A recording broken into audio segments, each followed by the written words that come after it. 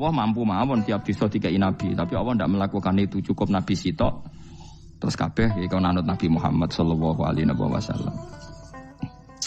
Mulane ana guyonan wong Arab mek wong Jawa apik endi? Apik wong Jawa aja. Ke wong Arab iku cara obat iku dosis tinggi, mulane dikirimi nabi. Wong Jawa cukup mudin, cukup kiai wis Islam. Dadi rapati salah lah. Penyakitnya ringan jadi diobati kiai iku wis dadi iman. Nah wong Arab kudu napa? Nabi. Berarti penyakit berat mek ringan apik endi? Apik ringan, mulane jare kiai Jawa kita apik wong Jawa kus wong Arab. Mergo ora butuh napa? Nabi. Berarti dosisnya kan kecil ya, rendah. Sauni-uning wis. Wong bingung ngono kok omongane wong napa? Bingung. Lha opo nganalisis ngono barang. Ya wong nganggur wis repot terus.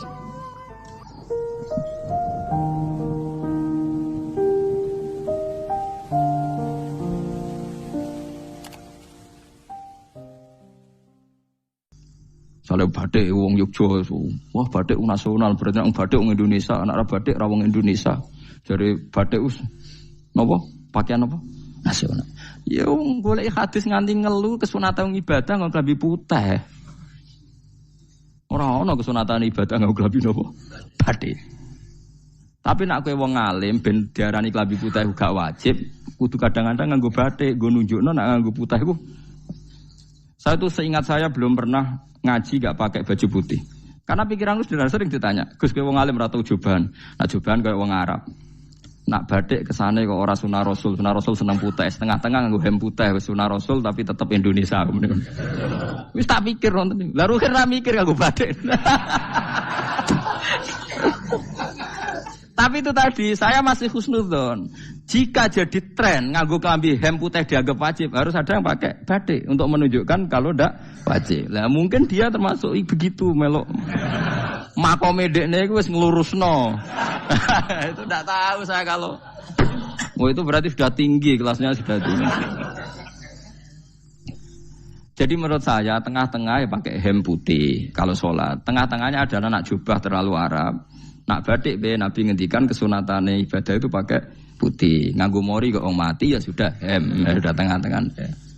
Menurut saya, sama ndak harus ikut saya. Tapi jika itu dianggap wajib, kadang-kadang jangan pakai putih. Seperti Jabir bin Abdullah itu terang-terangan, sama tak ceritani. Dulu ketika Jabir bin Abdullah sahabat yang terkenal itu Jabir itu termasuk minas sabiqin al-awwalin itu. Jabir itu sholat di masjid itu bajunya dicopot. Terus sarongan itu dicancang di gulu. Kayak wong kuno-kuno. Sarongan sitok dicancang di gulu. Bawa baju diletakkan di soko masjid. Setelah itu orang tabi'in melihat dia secara sinis. Tabi'in itu generasi setelah sahabat. Marah-marah ketika dimaki, masa engkau sahabatnya Nabi sholat bisa bin wahid. Pakai baju satu dicancang bisa. Terus Jabir mulai cerita. Kamu jangan bilang pakai serban itu sunat. Kamu jangan bilang pakai jubah sunat. Bagaimanapun menjadi sunat karena kamu punya. Sehingga kamu bilang sunat karena kamu punya. Dulu kita zaman Rasulullah masih hidup. Kita semua itu tidak punya baju. Punyanya satu. Sehingga Nabi tidak berani mensunatkan pakai baju dua. Kesunatan serban. Karena kita hanya punya pakai baju satu. Kita harus mikir bagaimanapun di antara kesunatan itu karena kita mampu. Setelah tidak mampu tidak ada sunat. Terus Jabir mulai marah-marah termasuk yang diceritakan. Kalau kamu bungkus orang mati gimana? Ya tak bungkus utuh sampai sikil bedasi raketok. Ya kan ya, nah ini yang mati dibungkus sempurna tuh. Nanti kok pepes itu ya dibungkus terus bariku lagi dibuka raine ya. Ya Mus. Sing mudin-mudin rai ya. Terus Jabir cerita. Cara kowe wajib ta ora jare Jabir? Nggih wajib. Ya wajib mergo iso. Terus dia cerita, dulu Sayyid Hamzah, dulu bapak saya Abdullah, Jabir bin Abdullah. Itu saking enggak adanya baju. Itu nak ditutup sirai mbek sarong, mboten kafan. Iku ketok sikile. Nak ditutup sikile ketok sirai. Akhirnya do matur Kanjeng Nabi kon nutupi sirah waj'al ala rijlihi shay'an min idkhirin. Akhirnya sing sikile ditutup suket. Saking gak anane baju. Kowe saiki Islam wis jaya kecangkeman sithik-sithik muni sunat wis dimaki-maki mbek Jabir. Wis meneng jar. Terus terakhir ngendikan ngene, aku nglakoni iki liyaronil ahmak misluk, pancen tak jarak aku salat ngene iki bento-bento kowe ben roh. Nak dhisik sejarah Islam ngene iki aja.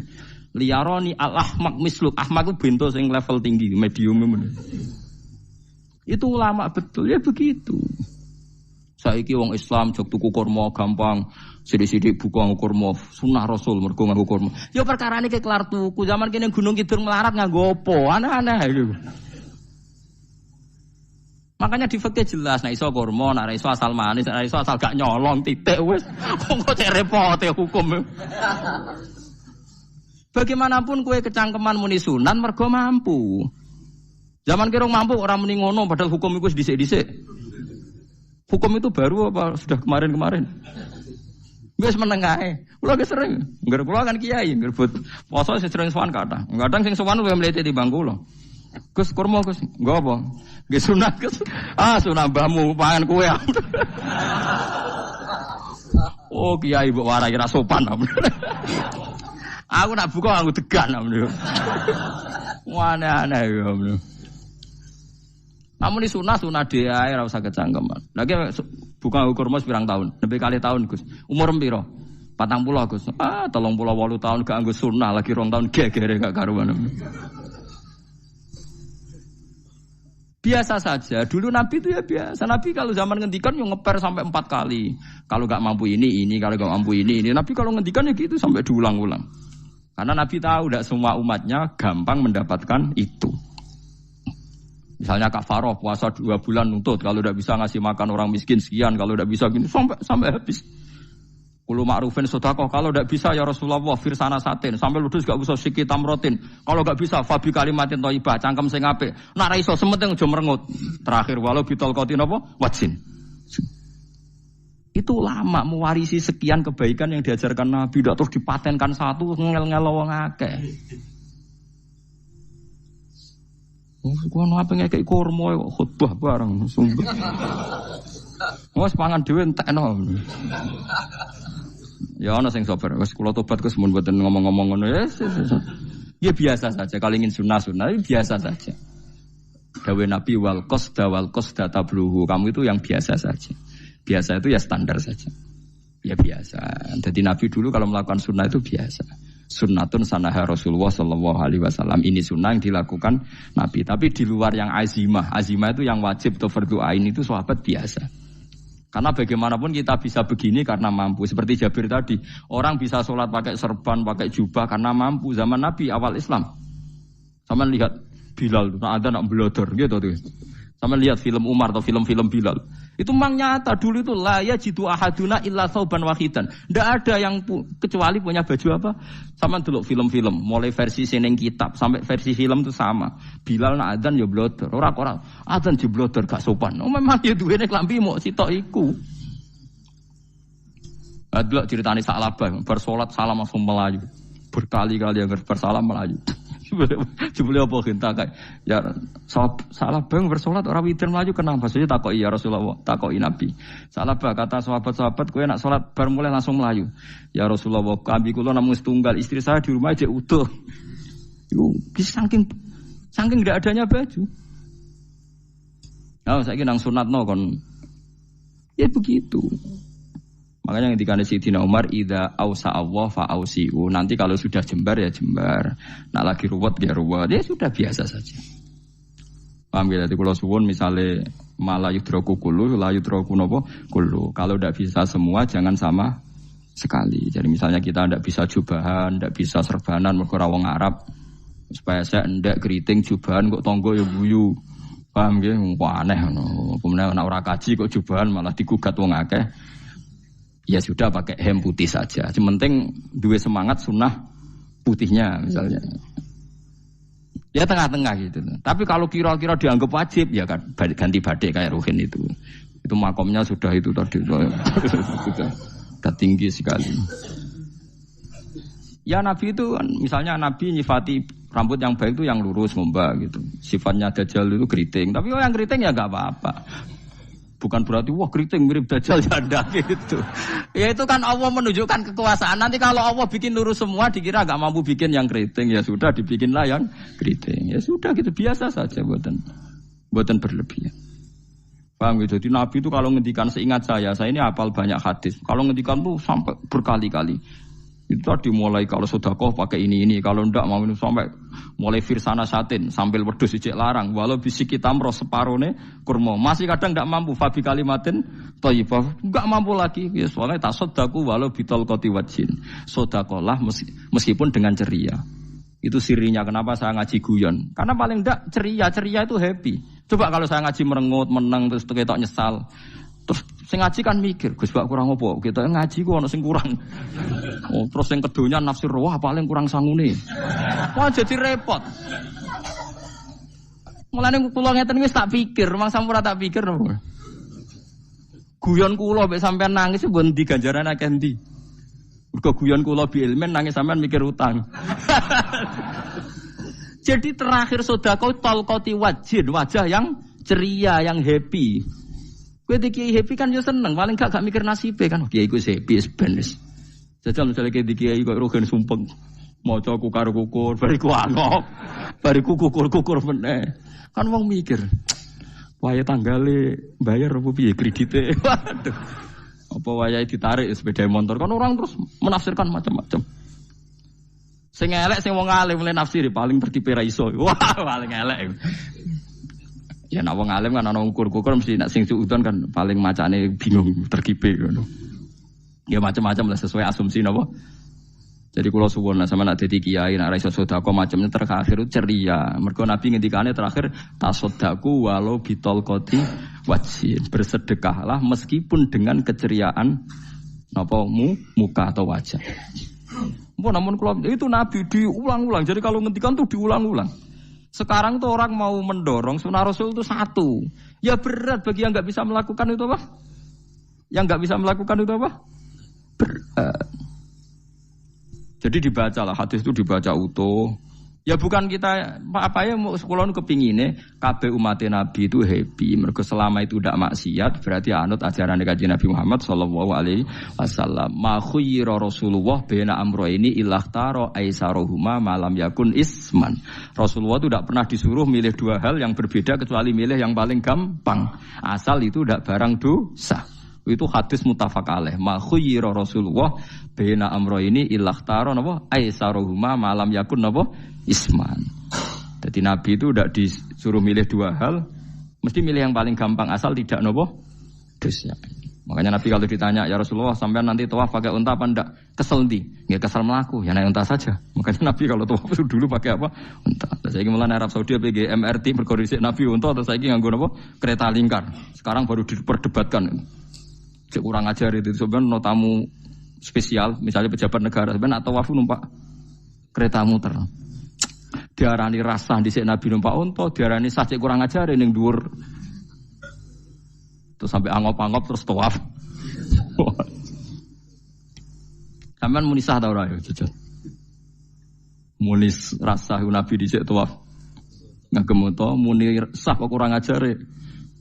Wah, misalnya numpak kereta asenan anggap sithik-sithik sebeng 7. Kurang ajar juga. Saat ini lebih diperdebatkan, tapi ya mbak, sebagas ngono ben ngerti hukum sampean, ben ora anak kiai ku bingung, ulama yo mikir hukum. Iku ketok ceria kula, sampean ora bingung ora ceria. Fa aba mongko sapa aksarun nasi sapa akeh manusa mo ila kufuron kecuali ngafirin nikmate Allah juhudan tegese ingkar li nikmati maring nikmat haitsu qalu sekirane ngucap sapa kufar mutir nabi nawi kada mutir nadien kaeringi udan kita binawi kada sebab posisi bintang sing ngene iki walau syi'na la ba'atsna fi kulli qaryatin nadhira walau syi'na umpama ngersakno ingsun Allah la ba'atsna iktine nugasno ingsun utawa ngutus ingsun fi kulli qaryatin ing dalam saben-saben daerah desa nadhiron ing wong sing ngelingno. Umpama wong ngersakno kabeh desa ya nabi, tapi kok kakek nabi malah repot kan. Yukhawifu kang ngekeki peringatan sapa nabi ahlah ing penduduk Korea.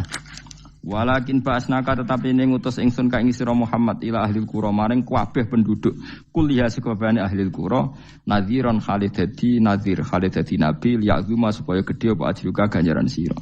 Tapi kabeh nabi niku nggih pokoke Allah mampu mawon tiap desa dikai nabi, tapi Allah ndak melakukan itu, cukup nabi sitok. Terus kabeh iki kon anut Nabi Muhammad sallallahu alaihi wasallam. Mulane ana guyonan wong Arab mek wong Jawa apik endi? Apik wong Jawa aja. Ke wong Arab iku cara obat iku dosis tinggi. Mulane dikirimi Nabi. Wong Jawa cukup mudin, cukup kiai wis Islam. Dadi rapati salah lah. Penyakitnya ringan jadi diobati kiai iku wis dadi iman. Nah wong Arab kudu napa? Nabi. Berarti penyakit berat mek ringan apik endi? Apik ringan. Mulane jare kiai Jawa kita ya apik wong Jawa Gus mek wong Arab. Mergo ora butuh napa? Nabi. Berarti dosisnya kan kecil ya rendah. Sauni-uni mus. Wong bingung ngono kok omongane wong napa? Bingung. Lha opo nganalisis ngono barang. Ya wong nganggur iku repot terus. Fala tuti mongko aja nurut sira al kafirina ing pira-pira wong kafir fi hawahum ing dalam hawa nafsune kafirin. Jadi kalau aja anut wong kafir ning menyangkut hawa nafsu. Tapi nek menyangkut kebaikan wong kafir sing kita kadang kalah baik dalam hal sosial ya malah Allah kadang melehno kita mergo kok kalah mbek wong kafir iki misale ngeten iki makanya Imam Suyuti nafsiri fala tutil kafirin ai fi hawahum dalam hal yang bersifat hawa napa nafsu misalnya begini saya contohkan Allah melehno wong mukmin ada sahabat ketika perang itu tangannya terputus kakinya juga terputus terus matur Rasulullah ya Rasulullah gara-gara perang derekno engkau saya tangannya putus, kaki saya putus. Ternyata tidak diapresiasi sama Allah, malah disalahkan. Gini kok Allah terus nurono ayat iyam saskum korhun faqad masal qoma korhum misluh. Jika Anda luka karena perang, orang kafir pun luka.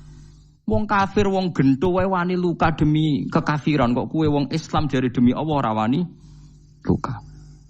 Jika masyhur di kalangan para ulama, nanti setiap kebaikan itu dibandingkan kezaliman.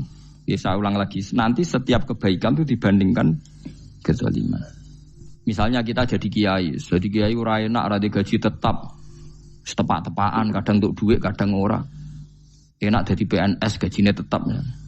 Nanti kita disalahkan Tuhan. Pedagang narkoba itu gajinya juga enggak tetap. Resikonya tinggi, ditangkap polisi, hukumannya mati, itu saja berani. Kowe nyai terima ngono rawani. Kowe tahajud kanyeben, bengi-bengi tangi tahajud kanyeben. Tukang maling ayam bengi-bengi tangi nyolong. Resikonya tinggi ya anyep wani. Jadi nanti kowe di depan Tuhan dimaki-maki, kesalahan kita akan dibandingkan kezaliman. Nek ana wong saleh diutangi dhuwit ora oleh medhit, sebenarnya dibandingno. Maling mbek maling utang-utangan, wong saleh ora utang-utangan. Ya memang begitu. Nah itu yang dimaksud ayat intakunu ta'lamuna fa innahum ya'lamuna kama ta'lamun wa tarjuna minallah ma la yarjun. Jika kamu merasa sakit karena berjuang demi agama, orang-orang zalim juga sakit karena kezalimannya. Toh mereka berani. Coba jadi kiai bandar narkoba resikonya tinggi mana coba? Resiko jadi bandar narkoba. Antar geng narkoba juga musuhan, takut ditangkap polisi. Jadi kiai paling ono kasut sithik-sithik. Paling wong ngrasani. Kiai iso ngene omong tok ora iso nglakoni paling gitu. Padha kiai ini paling hasud. Ya sithik-sithik lah, paling srek. Kalau bandar narkoba gak cocok, nembak. Karena rivalitas mereka ekstrim.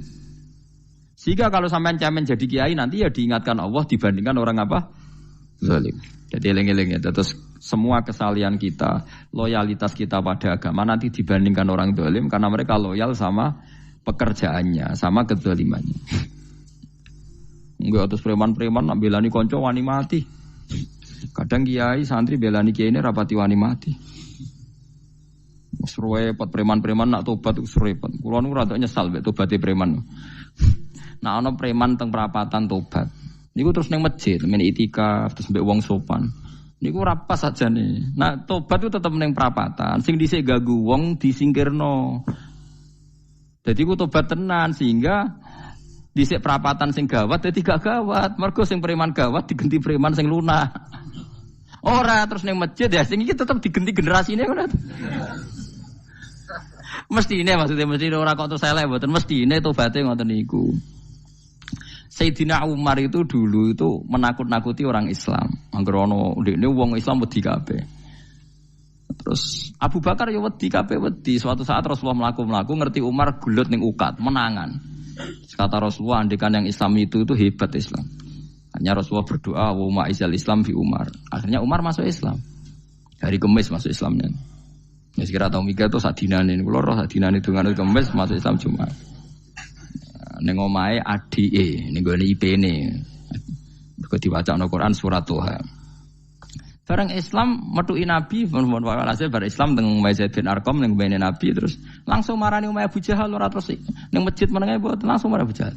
Angger ki ganggu Nabi tak pateni.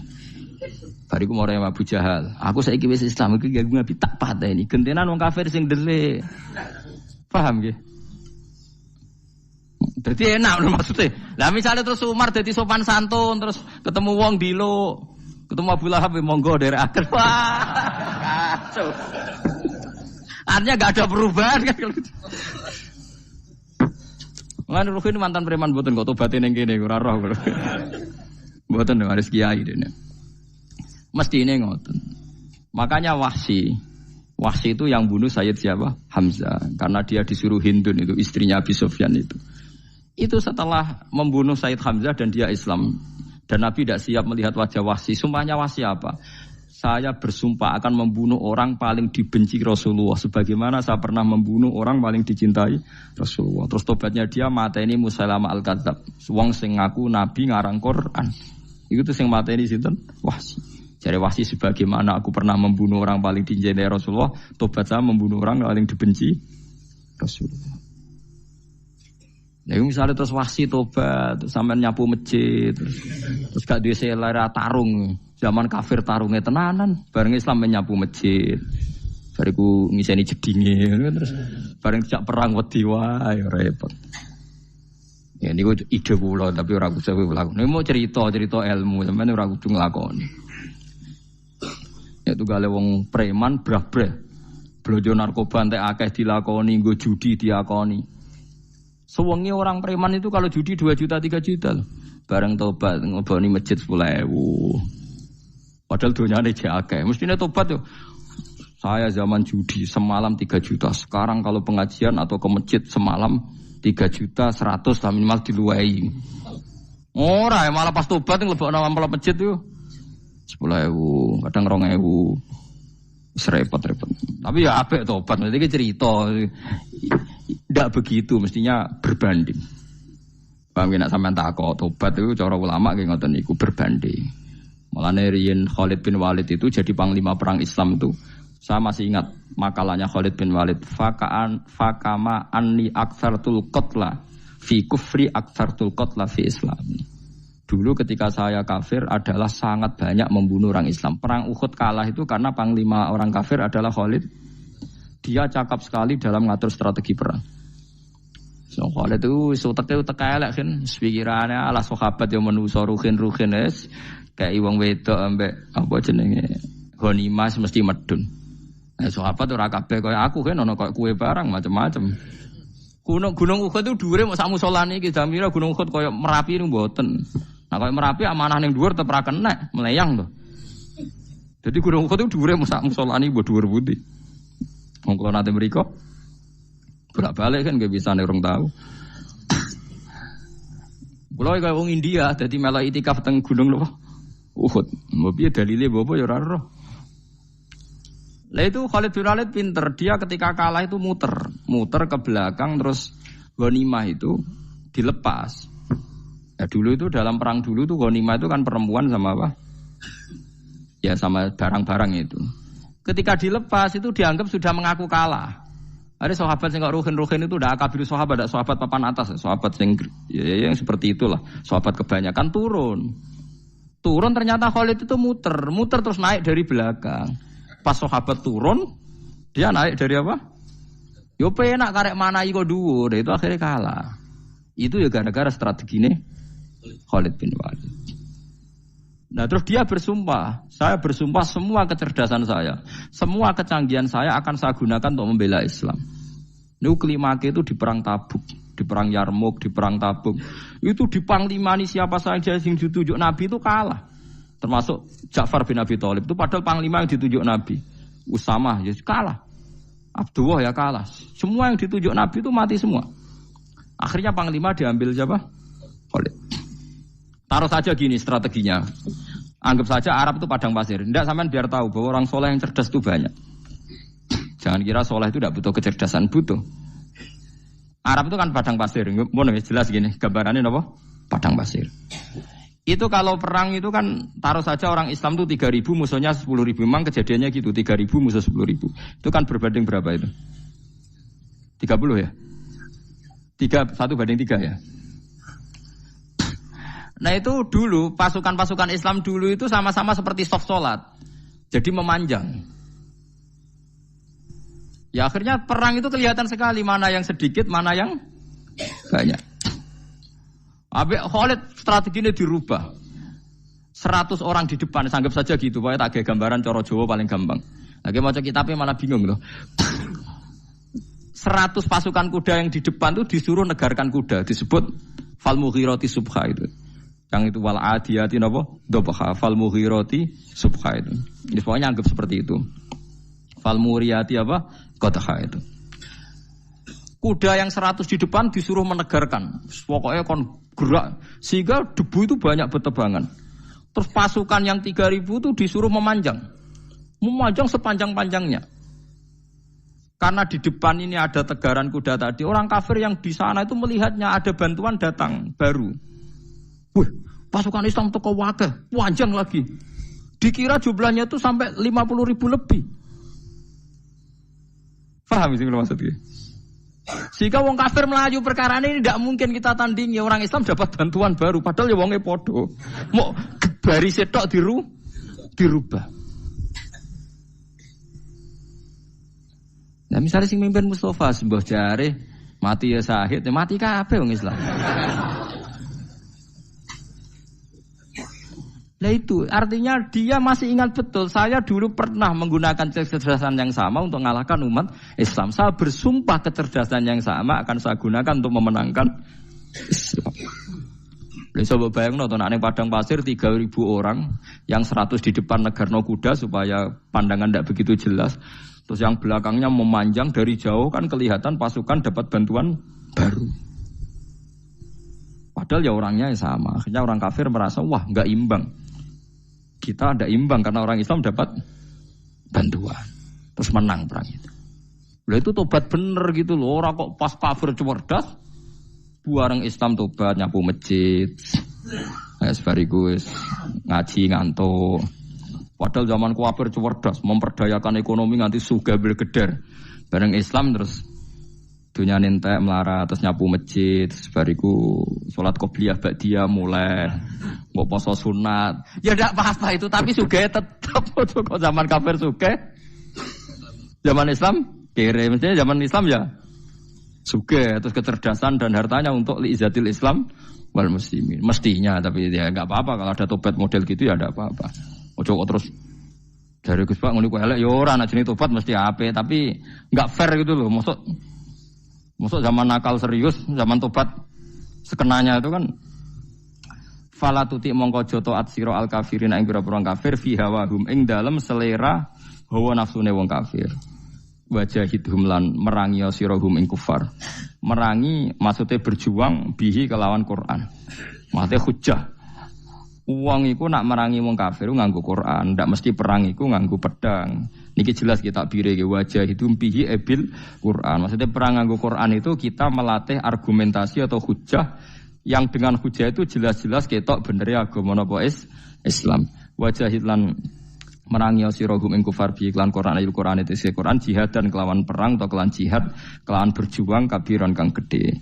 Wa wa ta'ala wa alladzi zat maraja ingkang lepas sapa Allah al-bahraini ing dua laut. Arsalat sing lepas sapa ta'ala huma ing al-bahraini mutajawiraini hale berdampingan. Hadza utawi iki ku asbun iku banyu sing banget segere, banget manise, banget segere. Furatun tur enak diombe, sadidul udzubati tekse banget manise. Iki kuno nak manane mudah diminum. Wa hadza utawi iki ku milkhun iku banyu asin, ujajun tur banget paite. Syadidul muluhah tegese banget paite. Tapi wasemono sungai sing gampang diminum. Misalnya sungai Komerapi sing napa gampang diminum maksudnya mboten pahit. Ketemu laut sing banget paite meskipun banget asine. Apa hakikate gawe wajah alalan gawe sapa Allah taala bainahuma antarane banyu sing napa tawar lan banyu sing asin awa gawe barzakhon ing pemisah hajizan tekse pemisah. Kita ndak tahu pemisahnya piye pokoke akeh sing cerita banyak di tengah laut tuh air napa tawar. Layah tali itu ora campur apa ahadu masalah sijine banyu asin dan banyu tawar bil akhir iklan sing liya mergo wonten apa hajiz wonten apa hajiz ana pembatas. Wa hijron lan tegese pembatas mahjuron kang iso nglindungi. Sitron tegese tutup. Mamnuan kang iso den cegah bi sebab anane sitru. Sebab anane pembatas apa ikhtilatuhuma apa campure banyu asin lan banyu tawar. Walami wa